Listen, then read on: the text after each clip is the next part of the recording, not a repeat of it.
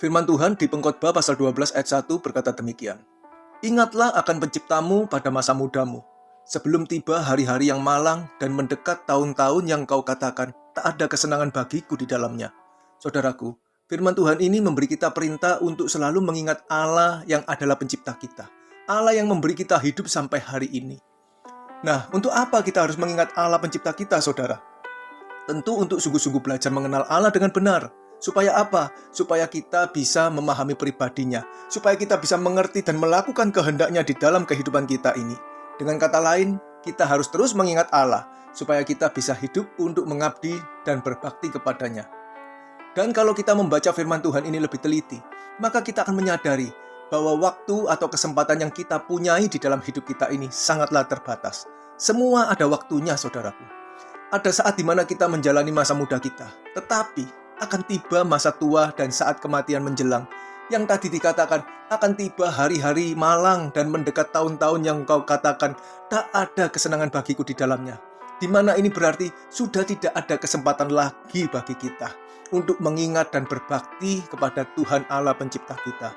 Saudaraku, tanpa sadar banyak orang percaya yang meremehkan dan tidak sungguh-sungguh mau mengingat penciptanya. Hal ini dikarenakan mereka memiliki pola pikir yang salah, yang berpikir jika mereka sudah ke gereja hari Minggu dan ambil bagian dalam pelayanan, juga memberikan persembahan serta berdoa, maka mereka merasa sudah dibenarkan, sehingga tidak perlu lagi untuk serius belajar mengenal Allah dengan benar.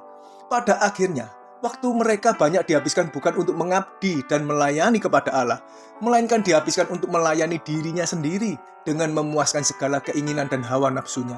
Dengan mencari kesuksesan hidup di dunia ini yang mendatangkan pujian dan kebanggaan dari sesamanya sebagai nilai diri mereka. Sampai tanpa disadari, masa muda mereka terlewatkan dan kematian datang menjelang, yang membuat banyak orang tersadar bahwa yang mereka perlukan dalam hidup ini sesungguhnya hanyalah melakukan kehendak Tuhan Allah dan hidup dalam perkenanannya. Kita akan menutup renungan ini dengan merenungkan perkataan sang pengkhotbah dalam kesimpulan di akhir hidupnya. Pengkhotbah pasal 12 ayat 13-14 yang berkata demikian. Ayat 13. Akhir kata dari segala yang didengar ialah, takutlah akan Allah dan berpeganglah pada perintah-perintahnya, karena ini adalah kewajiban setiap orang. 14. Karena Allah akan membawa setiap perbuatan ke pengadilan yang berlaku atas segala sesuatu yang tersembunyi, entah itu baik, entah itu jahat. Saudaraku yang terkasih, marilah kita sungguh-sungguh mengingat akan pencipta kita sejak saat ini, dengan selalu belajar mengenal Allah dengan benar, supaya kita memiliki hidup takut akan Allah dan melakukan segala perintahnya. Amin.